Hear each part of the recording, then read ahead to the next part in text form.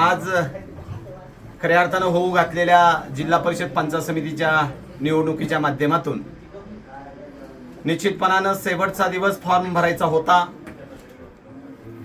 मला असं वाटलं होतं की राष्ट्रवादी काँग्रेस पक्षातनं घड्याळाच्या चिन्हावरती मला उमेदवारी मिळेल, परंतु त्या ठिकाणी मी एसटी मध्ये 12 वर्ष कंडक्टर म्हणून काम केलं, 12 वर्ष लोकांना तिकीट दिली, परंतु या ठिकाणी एबी फॉर्म असणारं हे तिकीट मला पक्षानं नाही दिलं आणि त्या तिकिटासाठी मला शिवसेनेच्या कुटुंबामध्ये प्रवेश करावा लागला. तो म्हटला म्हणजे शरददादा सोनवणे तालुक्याचे आमदार, त्याच्यानंतर महाराष्ट्र राज्याचे शिवसेनेचे सचिव रेपाळे साहेब, आणि ज्यांनी मला आग्रह केला, विश्वास नाना असतील, त्या राजू गायकर असतील, वायजी गायकर असतील, संतोषजी मेंगळ असतील, विकासजी राऊत असतील, विनोदजी केदारे असतील, डॉक्टर विनोदजी केदारे असतील, त्याच्यानंतर महेंद्रजी सदाकाळ असतील, यांनी सगळ्या शिवसैनिकांनी की साहेब तुम्हाला न्याय मिळत नाही, तुमच्यावरती अन्याय होतोय, आम्ही तुम्हाला न्याय देण्याचं काम करतो, तुम्ही आमच्या कुटुंबामध्ये या, तुमचं आनंदानं आम्ही स्वागत करतो.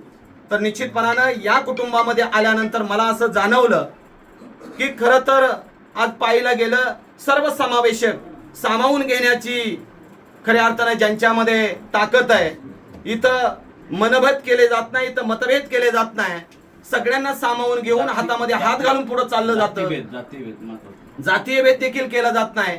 या दृष्टिकोनातून आज या ठिकाणी या फॅमिलीमध्ये, या कुटुंबामध्ये, शिवसेनेमध्ये खऱ्या अर्थानं माझा आज प्रवेश मी माझ्या फॅमिलीसह केला.